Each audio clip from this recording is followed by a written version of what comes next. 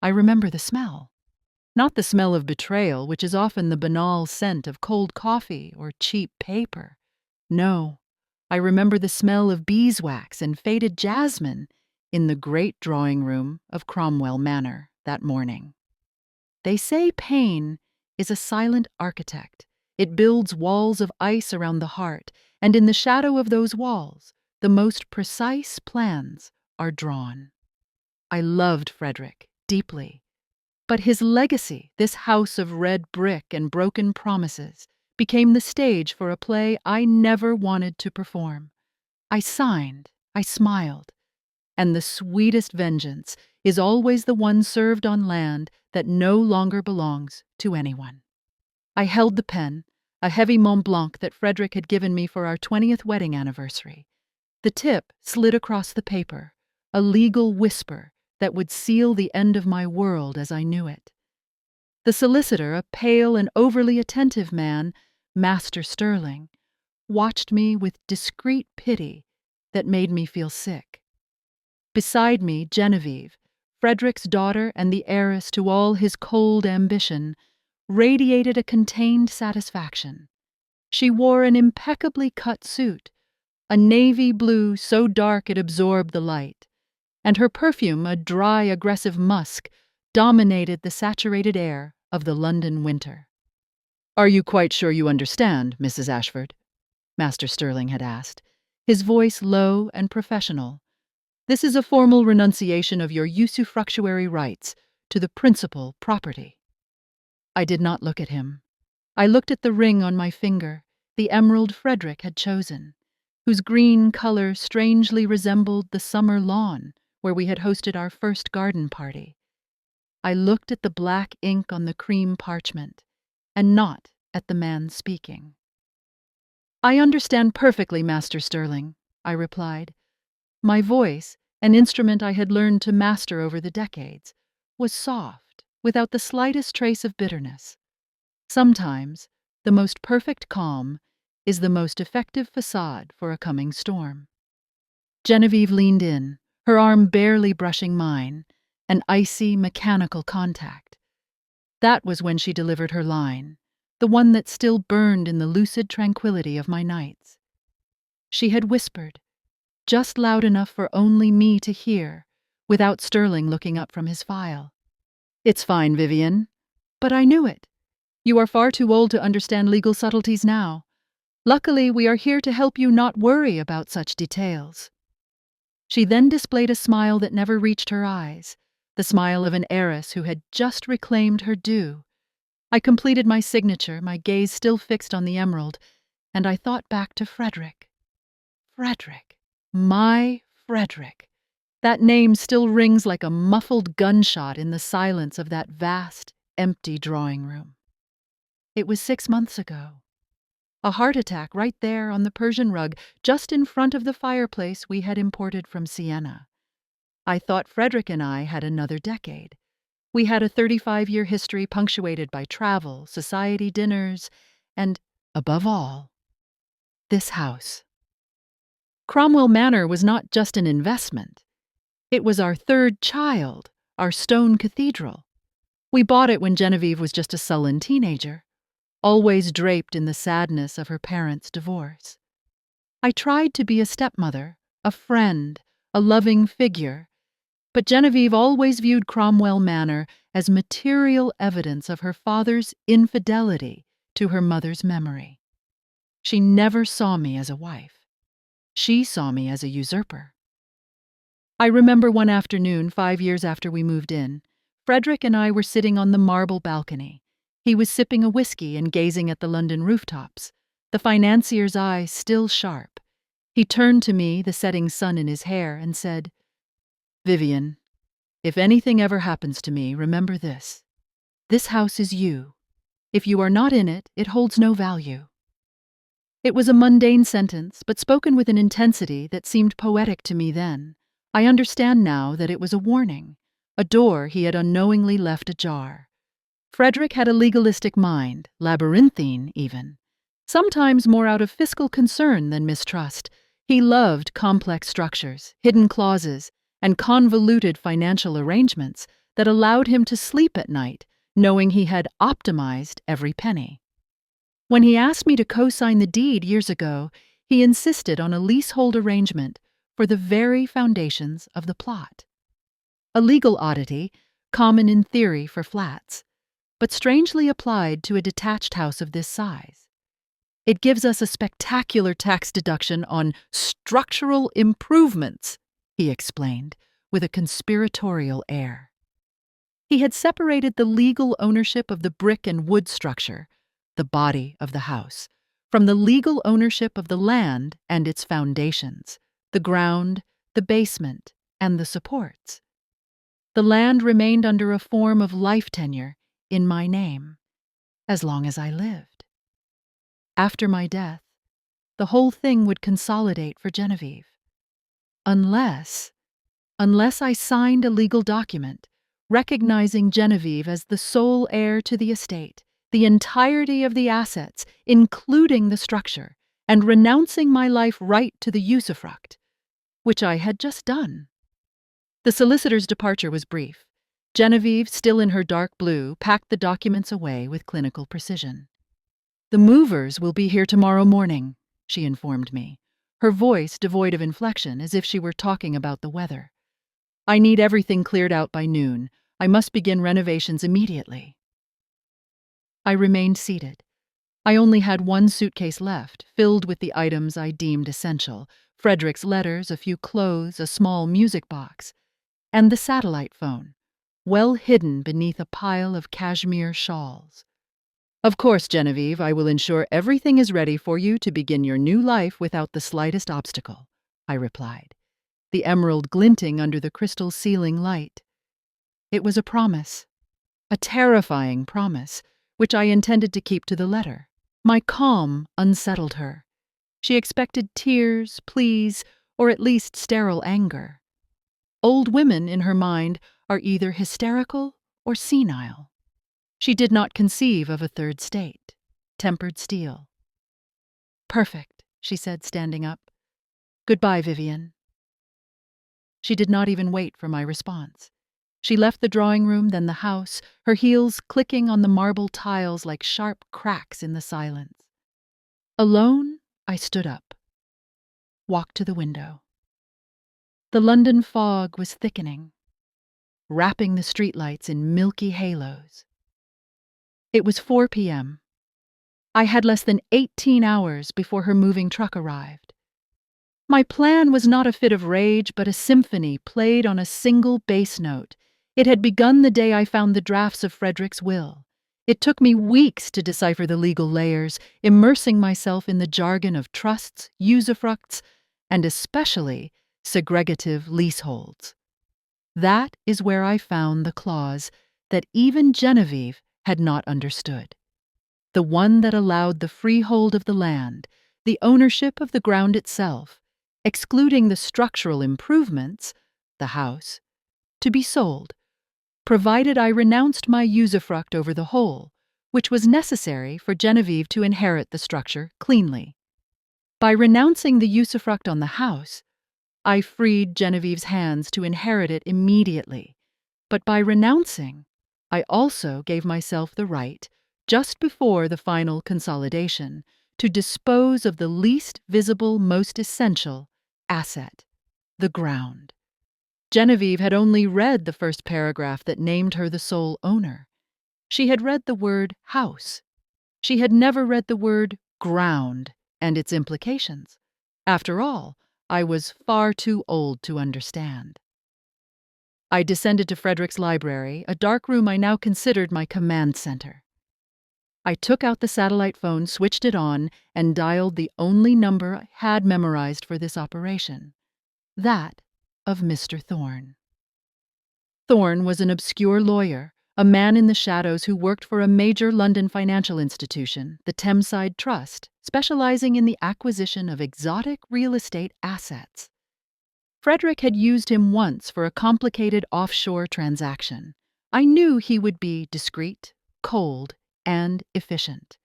He was the perfect antithesis of me. "Thorne," I said, without preamble, my voice even lower than the solicitor's. It's Vivienne Ashford. The agreement we discussed. I wish to proceed tonight. The silence on the other end was long, a silence of professional appreciation. Mrs. Ashford, that is very short notice. The bank is reluctant to sign documents of this complexity without prior warning, especially at this hour. Mr. Thorne, I cut in, my tone hardening by an imperceptible shade. You have my renunciation agreement, which has just been notarized. You know that tomorrow morning the legal consolidation will make the freehold irrevocable, and my right to sell null and void. The deed of conveyance is already drafted. It is a $1 symbolic transaction. The price is negligible, but the asset is the only thing that allows you to subsequently negotiate a lifetime lease for the structure, or to see it demolished if the rent is not paid. You have 1 year to come to an agreement with the new owner of the structure before the right to demolish applies. Do you want the land beneath Cromwell Manor, or do you want Genevieve Ashford to cheerfully ignore you tomorrow morning? I heard a sigh, a dry sound of crumpled paper. The language of drama had worked. He had understood the urgency and the potential gain. A multi-million-pound house held hostage by the very ground it occupied. A bank is not interested in revenge. It is interested in leverage. And I was about to give them the most powerful lever in London. Very well, Mrs. Ashford. The documents will be filed at the Kensington and Chelsea Land Registry Office at 11 p.m. London time. That is the absolute limit for the deed to pass before the inheritance consolidation. I presume you are in possession of Frederick's authorization to dispose of the freehold for symbolic consideration, as we discussed? Frederick. Even in his grave, he participated in my revenge. It is in the little music box, Mr. Thorne. The solicitor will collect it at 10 p.m., and there he will also find the $1 check I wrote out to the Thameside Trust. I hung up. The ring on my finger felt heavier. The silence returned, denser, like a black fabric. It was then that the calm left me for the first time that day, giving way to bitter sadness. An intimate confession I wished I could whisper to Frederick. You know, I really thought she loved you, not your assets. I really thought the way you looked at her, the way you spoke of her mother, meant something genuine, something she would protect. Turns out she only saw a balance sheet and a very old, very foolish woman standing in her way. I spent the evening wandering the rooms one last time. I did not tidy anything. I simply absorbed the atmosphere. The polished oak staircase where I had slipped descending the day he proposed to me. Frederick's study. The worn leather of his armchair, which still held the shape of his body. The kitchen, with the checkerboard tiling where we had danced one rainy night, without music. I wanted every detail of the house, the very soul of Cromwell Manor, to serve as my witness. I wanted these bricks and wood to remember Frederick, and not Genevieve. At 9:45 p.m., the solicitor returned, alone, discreet, like a night bird. I handed him the music box containing Frederick's authorization documents and my $1 check. He asked no questions, his eyes too professional to show curiosity. He simply wished me a good night, a farewell I knew was final. He was my unwitting accomplice, my last link to the legality I was about to explode. I spent the rest of the night sitting in the loggia, gazing at the frozen garden. The calm that inhabited me was not peace, but exhaustion. Vengeance is a heavy thing to carry. It drains you of every other emotion. The dawn over London was a pale lie, a grey light filtering through the silk curtains. At 6 a.m. I took my suitcase. I placed the emerald on the bedside table, a gift Genevieve would only find later, long after the news broke. She would never have appreciated the symbolism of what I left behind anyway. I took a pre-booked taxi. a small gray saloon, and asked him to take me to an anonymous address in Mayfair. I did not look back. The house was in my rearview mirror, silent, magnificent, shrouded in the morning mist. I spent the next 2 hours in a chic but discreet cafe near Berkeley Square, sipping steaming black tea. Time passed with frustrating slowness. I read the stock market news, but my eyes understood nothing. My concentration was fixed on the clock. Genevieve had announced the movers for 9 a.m. She liked punctuality. At 9:05 a.m., I heard the siren of a truck reversing in the neighborhood. I didn't need to see the scene. I saw it in my head, like a slow-motion film. The big, bright red moving truck awkwardly pulls up to the wrought iron gate. Genevieve, probably already giving orders, her arms crossed over her chest, her impatience palpable even from a distance. I imagined the sound of the doors opening, the creaking of the driveway planks under the weight of the men. She would have unlocked the front door, inspected the property. Her kingdom had arrived. She was going to reign there. Then the phone rings. It wasn't an anonymous call. It was Genevieve. I hesitated for a long time. Letting the phone ring was the most elegant, the most glacial option. But vengeance needs its audience. It needs to hear the sour note of failure. I picked up. "Genevieve, good morning, my dear. I hope the journey was pleasant." The sound that came out of the phone was not a voice, but a distorted roar, a mixture of confusion, rage, and pure fear. "What is this, Vivienne? What is this letter?" Her breath was short, whistling. She must have found the letter left by the solicitor, the one Thorne had delivered by express courier at 9 a.m., informing her of the night's legal transaction. "What letter, Genevieve? I'm at the cafe. I left your house immaculate, as you demanded." "Don't call me my dear. You sold the land, the foundations, to a bank for $1. What kind of sick game is this, Vivienne?" I took a small sip of tea. I felt the warmth spreading down my throat. It was the best tea I had ever tasted. "My goodness, my dear, it sounds like you've read the letter after all," I replied, my voice calm, almost bored by the excessive drama. "It's strange, isn't it, what one finds in legal subtleties when one bothers to read them." But it's my house. I have the deeds. The solicitor said I was the sole heir to the property."